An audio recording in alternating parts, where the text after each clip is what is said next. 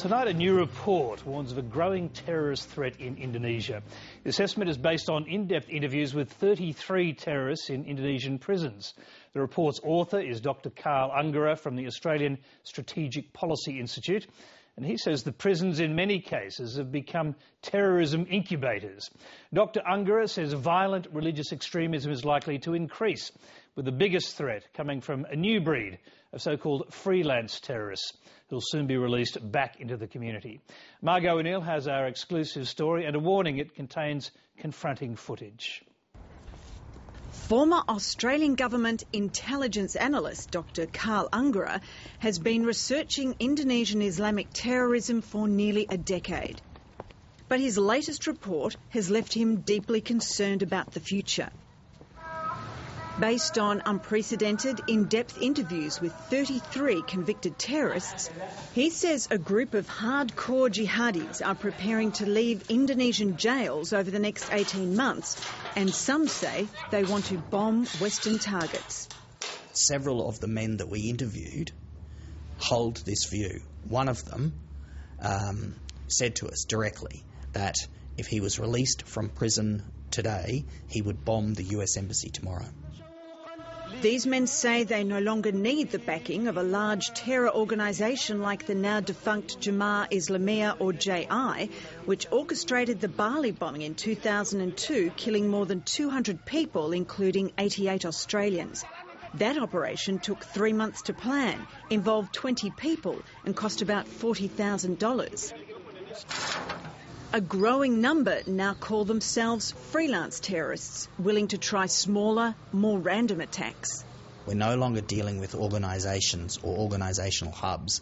We're dealing with individuals. Some call them lone wolves, some call them, freelancers. Nonetheless, individuals who will be able to go out and simply conduct operations in groups of 2 or 3, which is pretty much all it took to do the Marriott hotel bombings in 2009, and that means that the threat is not going away. If anything, it's getting worse.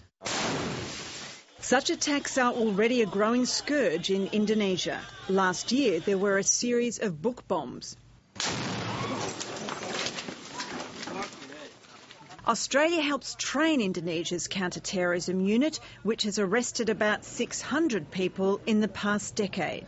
Based on the prison interviews, Dr. Ungerer says the convicted terrorists fall into 2 groups.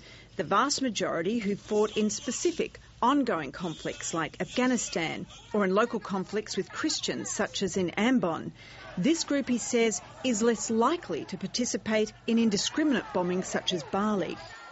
But about 30% now share Al-Qaeda's view of global jihad against the West and are seemingly immune to de-radicalisation programs.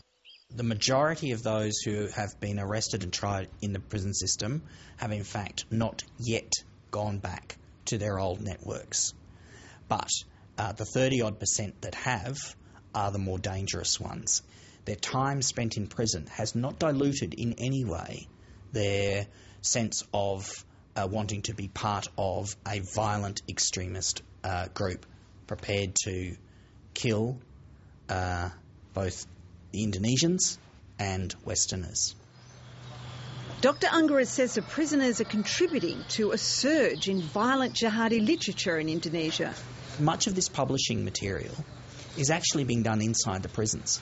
There are people, convicted terrorists, who are writing, getting messages out from inside the prison system. Indonesia's counter-terrorism chief last year acknowledged the problem of violent